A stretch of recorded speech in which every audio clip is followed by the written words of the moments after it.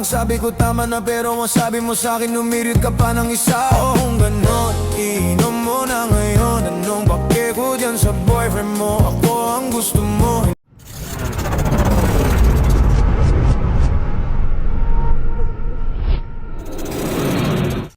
Mga kanawi, I think it's time para i-level up na ang ating munting motor. As you can see, ginawang merienda ng mabait itong aking belly pan. Kaya no naglabas si Michael Corpus ng belly pan, isa ko sa pamila at nag-pre-order. At voila! Check out agad! In fairness din dito kay Michael Corpus, napakabilis ng delivery. Tingnan mo naman kung gaano ito kaganda, oh, di ba? Sheesh! Plug and play! Tapos hindi ako nakakontento dun sa headlight ko kasi sobrang hina, as in sobrang hina. Kaya umorder ako nito, galing pang China. Actually, ito talaga yung pinaka gusto kong headlight at matagal ko nang pinakahihintay.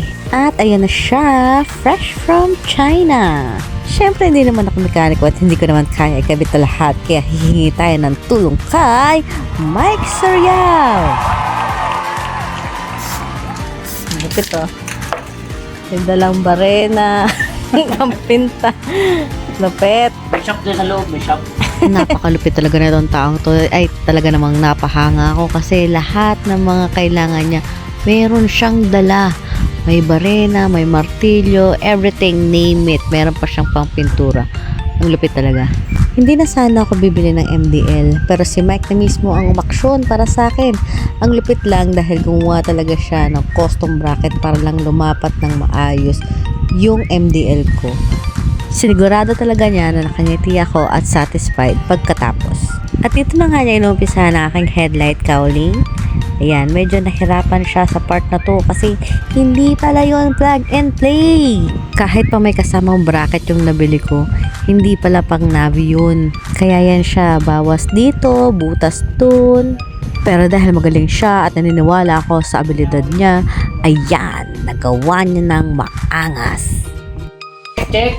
Yun, no? Sheesh! Anis. Headlight. Oh, ha? Buhay niya, yan. MDL, saan ba yun? Hindi pa nakakabit, ha? Nakakabit yung switch. Oh. Ayan.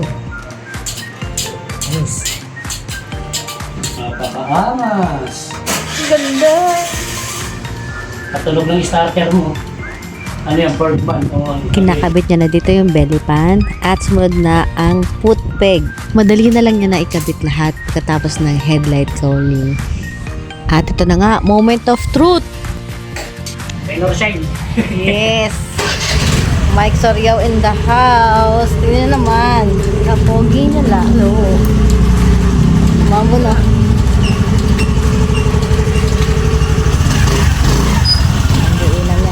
So, may araro na siya ng pambukig, oh.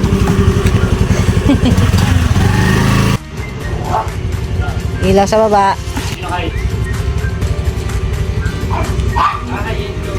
Oh, kasi ito yung headlight niya. Boom. High, low. Kasi hindi eh. Nakita mo na yan. Good job talaga to si Boss Mike. O kita man naman. Oy, siya pa nag-park. Bye-bye. Thank you po. Kailangan ng QC. Rain or shine, oy. Yan o, umuulan. Thank you. Sulit talaga magpagawa dito kay Boss Mike. Bukod sa kompleto yung kagamitan niya, very professional at may sense of humor pa. It's really a great pleasure to meet you. Pagawa na kayo sa kanya.